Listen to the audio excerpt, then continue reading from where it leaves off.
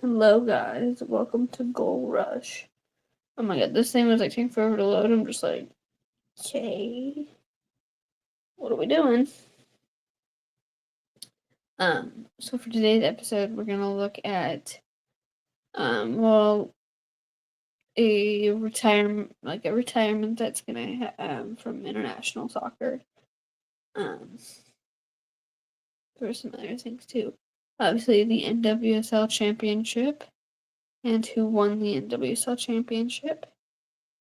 And also I kind of want to go over the blaming of refs, which has kind of been a common culture thing, at least for American soccer.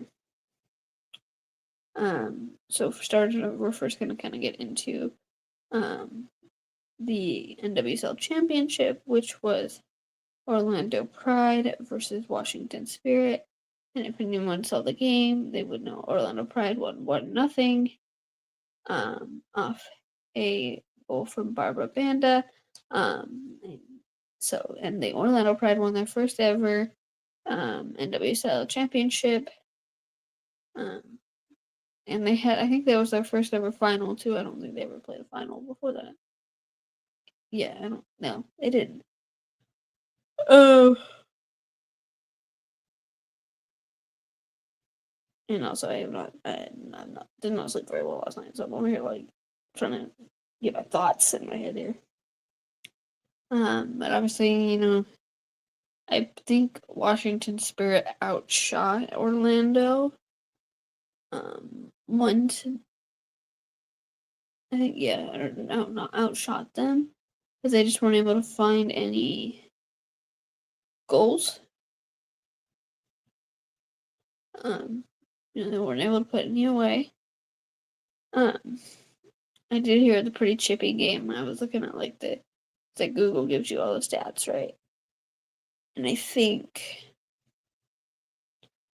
if I'm correct, there were a lot of yellow cards. I believe a lot of yellow cards thrown in there.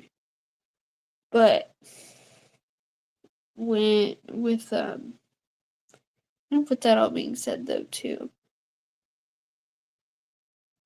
there was a comment made towards after the game by Trinity Rodman, who said, basically kind of blaming the refs, or at least like the referee. Now, obviously, that has been a pretty hot topic. I think just in American soccer in general. It's probably soccer in general. But especially for American soccer. Mostly just because you have I think the refereeing has gotten better. And obviously I am very fully aware that every sport, obviously they're not gonna catch every fucking thing. Which I think that's what people need to realize. It is it's, yes, I love soccer, and yes, you know, refs, you may get mad at a ref in the heat of the moment, right? Like as a fan going to a game, right? Okay, but they don't see everything. That's not how that works. Because I remember a few years ago, this was 5, 6 years ago at this point, but I remember going to a soccer game with the Thorns and Utah Royals. And if anyone knows Laura Harvey at the time, that she was coaching the Utah Royals. But I remember seeing in this game one of the Utah Royals players slide tackling and injuring, I believe it was Midge Purse at the time, when she was playing in Portland. I think that was, if I remember correctly. But she I think had sprained her ankle or something like that after the slide tackle. But I remember Laura Harvey had said, she's like, well, my player got a yellow card for doing a slide tackle. I'm like, no, she got a yellow card for injuring someone on said slide tackle when she didn't get the ball. I was like, big difference. And I realize that not all refs are like 100%. Some could be biased and whatever. But like, okay, to say that they got a yellow card for doing a slide tackle, no, she got a yellow card for injuring a player for a reckless tackle. It's a big difference. And I think obviously, yes, I think it's come a long way since that game and since then.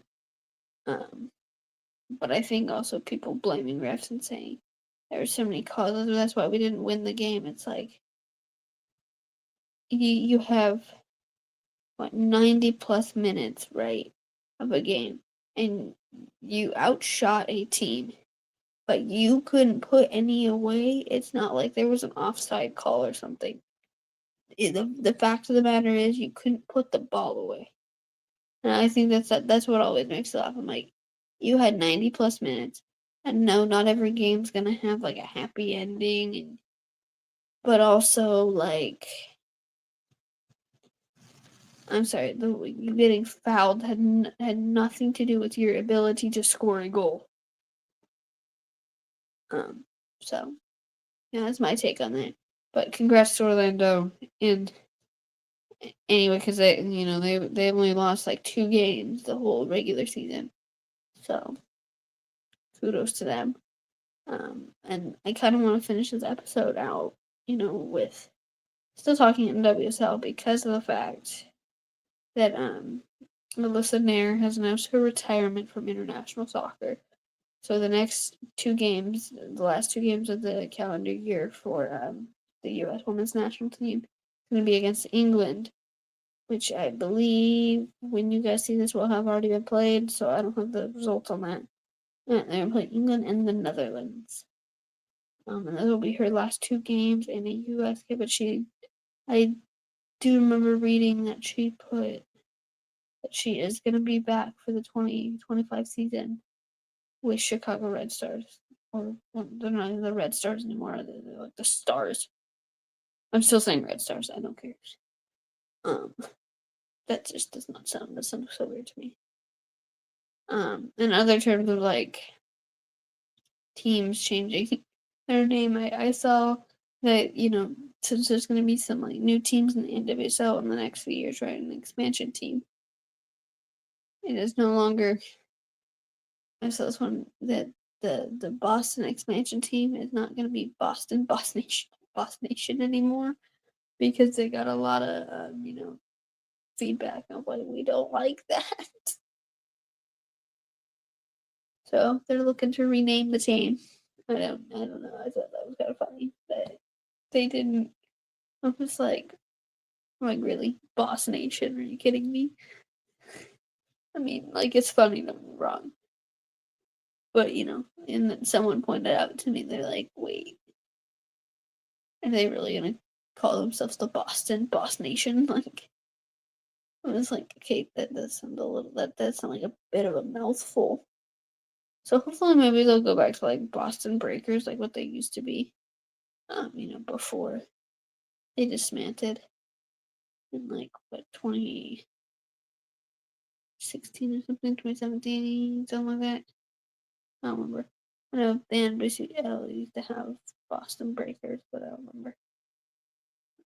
Anyway, that is all I got for today's episode. I do hope I will see you guys next week with a brand new episode.